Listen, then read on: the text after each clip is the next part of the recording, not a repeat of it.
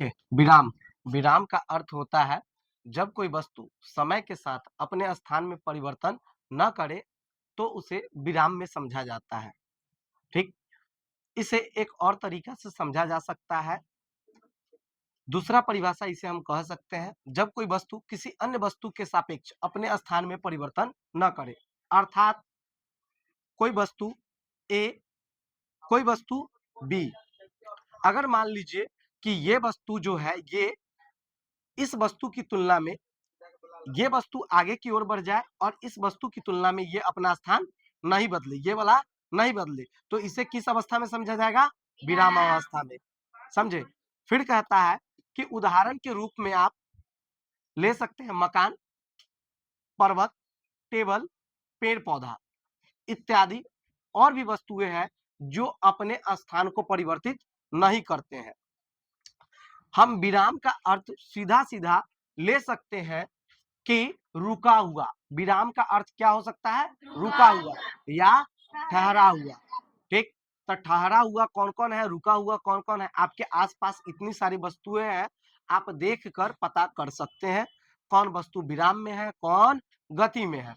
फिर देखिए, अगर मान लीजिए कोई पिंड है, कोई वस्तु है, इसका नाम पिंड एक दिए हैं आप। पिंड एक जो है किस जगह पर है? ए पर है। कहां पर है? ए पर है।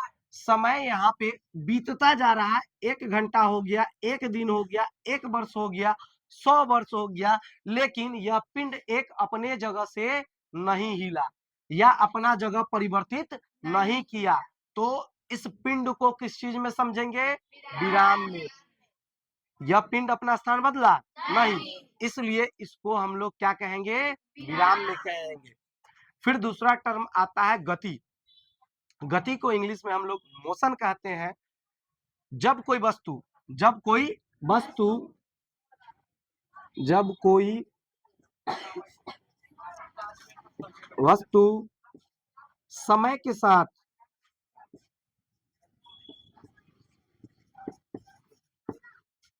जब कोई वस्तु समय के साथ अपने स्थान में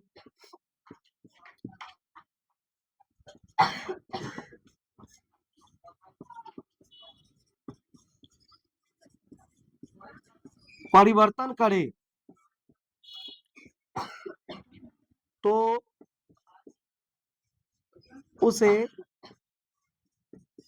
गति में समझा जाता है।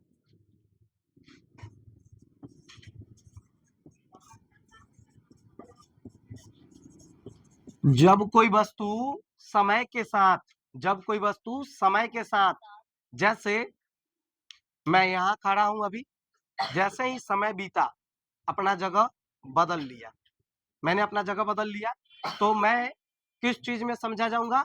गति में, मतलब मैं गतिमान हूँ। ठीक, मतलब जो वस्तु गति में होगा उसको गतिमान कहेंगे। क्या कहेंगे? गतिमान वस्तु। क्या कहेंगे? गतिमान। तो इस तरीका से अगर देखा जाए तो जो ग्रह होते हैं, जो प्लेनेट्स हैं, वो गति में है या नहीं है? वो सब के सब गति में है, लेकिन इसी ग्रह, पृथ्वी भी एक ग्रह है, और इस ग्रह के ऊपर उपस्थित ये बिल्डिंग्स, ये जो भी मकान है, वो किस चीज में समझे जाते हैं? विराम अवस्था में। किस अवस्था में? विराम अवस्था में। ठीक इसी तरीका से अगर आप देखिएगा तो आप चलती हुई ट्रेन देखे होइएगा, चलती हुई ट्रेन देखे होइएगा, लेकिन आपको पता होना चाहिए कि ट्रेन जो होता है क्या है? गतिमान है। क्या है? गतिमान है। लेकिन प्लेटफॉर्म और पटरी किस अवस्था में होता है? विराम अवस्था में। लेकिन अगर मान लीजिए कि हम ट्रेन में बैठे रहते हैं, ट्रेन में बैठा रह एकदम ट्रेन में आप जब भी बैठे रहिएगा, बस में बैठे रहिएगा, तो रुका हुआ गाड़ी या आसपास के रुकी हुई वस्तुएं, वो सब के सब आपको गति में दिखाई देता है। दिखाई देता है ना? इस चीज को भी समझेंगे कि ऐसा क्यों होता है। अगर एक और कॉन्सेप्ट आता है, आपके मन में ये भी आता होगा, सर जी जब ट्रेन गतिमान है, पटरी और प्लेटफॉर्म रुका हुआ है, तो ट्रेन में हम लोग बैठ जाते हैं, तो हम लोग गतिमान है कि नहीं है? समझ में आया? अगर मान लीजिए ट्रेन गतिमान है, ट्रेन गतिमान है, तो उसमें हम बैठ गए, तो हम गतिमान है कि नहीं है? हम लोग गतिमान नहीं है। क्यों? क्योंकि ट्रेन जो है, ट्रेन में हम स्थिर अवस्था में बैठे हुए हैं और ट्रेन पटरी और प्लेटफॉर्म की तुलना में अपेक्षिक गति कर रहा है, समझे? तो इसलिए जब कोई भी पूछे कि बताइए कि ट्रेन, अगर कोई चलती हुई ट्रेन है तो उसमें बैठा व्यक्ति गतिमान है या विरामावस्था में है, तो आप क्या कहिएगा? विरामावस्था में। गतिमान नहीं है। ठीक है, चलिए आज इतना ही।